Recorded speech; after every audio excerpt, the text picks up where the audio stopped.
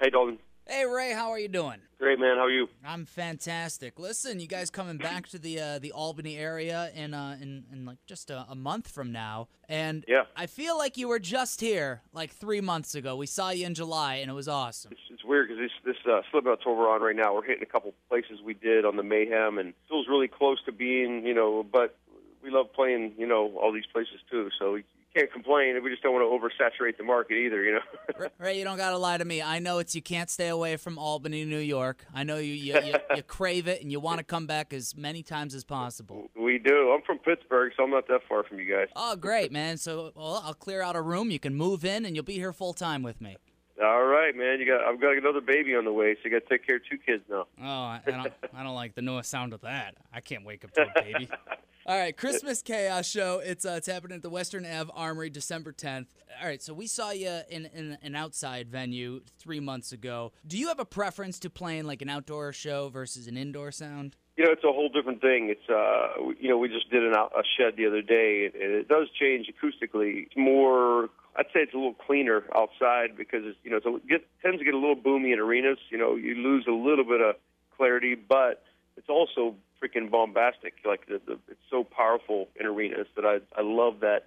When I hit my kick drum and it just flies over 15,000 people and shakes their brains and guts, I love that. Yeah, like you're outside, you lose the sound a little bit, but there's no escaping it inside. No, man, no. It's right there, and it's there's something really powerful about it. Oh, well, let's talk about the big milestone coming up, the 20th anniversary, which you just recently released a photo book of the last 20 years of Korn, right? Yeah, we have we're taking pre-orders now on Korn.com, and man, there's like a lot of priceless photos in there. I mean, Sebastian Piquet, our traveling videographer / photographer, he captured such amazing things. And how involved are you with like the selection of the photos that go in? Well, gives us a giant bunch to pick from, and we pretty much pick our own. But he's really good at selecting and capturing the moment. So he does such a great job that we just pretty much let him lead the way.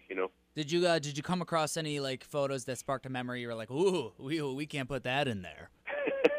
No, not really, because he weeds those out. I mean, he weeds the bad stuff out. But there's some stuff where it's like, we travel. So a lot of bands just travel certain places. Korn literally plays the globe. So we have so many, from South Africa to Dubai to Russia to Australia to New York. So it's like, it's a lot to choose from, that's for sure. This is probably going to be a tough one to pull up for you, but the moment of like being a huge successful band and playing giant shows, that passes. Now you're touring the world. At which country do you find yourself in where you sit back and go, man, this is completely bizarre that we're playing here? Yeah, well, that was definitely South Africa sticks out because not too many bands go down there that much. So, and it's funny because Muse, as big as they are, they open for us. So it's like to be that popular South Africa and to have so many different nationalities all grouped together, and they're all, even though they speak different languages, they're screaming the words of Korn and with Jonathan singing. It's pretty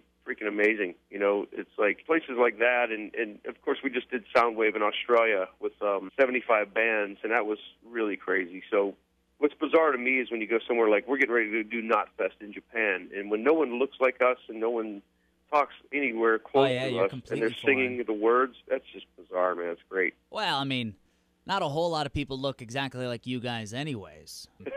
Well, I look quite normal. I don't look like the Pirates of the Caribbean. Yeah, what's that like? Do you feel left out without the dreadlocks? Nah, come on. I mean, David, the original drummer, never had dreadlocks. He was short, buzz cut, and buff guy. So I think the drummers role in this band, with the exception of Mike Gordon, nobody had dreadlocks. Terry Bozzio looked very clean cut. And is it an athletic move? You got to be able to move quicker, be aerodynamic with the hair. Yeah, I don't hit too light. I don't slouch. If anyone's seen a Korn show in the last 8 years, there's not a lot of sitting around behind the drum seat. Well, I do sit, but I'm basically on my toes the whole night. Well, all right. So, like a couple months ago, it was hinted that to celebrate the 20th anniversary, you guys are going to start playing the album Korn in its entirety. Is that what we're seeing, or is this going to be? Yes, yeah, we're going to do it probably starting February after all the UK and Ireland's Slipknot shows. So selected festivals we'll be doing the entire first Korn record and then a few hits at the end. So a lot of diehard fans have been wanting to hear that for many years, and it's a lot of bands have been doing that, so you got to be careful. You know, Jane's Addiction just did Nothing Shocking, and there's a lot of bands that do the entire records, and you kind of tick some fans off sometimes doing that because they want to hear all your hits. And Korn has such a huge, over 120 songs to pick from. Right. It's already hard enough to make a set list. So going into it, they know what they're getting into. Right. Yeah. And if you're not a fan of the first record, you're really going to be bummed because you're waiting for those last 3 tunes of the night. But I want to make a suggestion that maybe you play somebody else's entire album. I don't know. Perhaps pick something out of the catalog from Chumbawamba? Or Styx or something. Oh, that's too listenable. I could tolerate that. Chumbawamba. That'd be good. Or George Michael or something. I don't know. You never know. Oh, my God. John loves pop music. Okay. All right. Well, let's do that. December 10th. All George Michael. Korn does George Michael. See how fast tomatoes get thrown at us in bottles of pee. That always bugged me. What's with the stereotype of people bringing vegetables to the theater? Thank God we have a great sound man. He's like one of the best out there. So we always sound really good. So if the show sucks, it's really because of us. The sound is always really dialed in.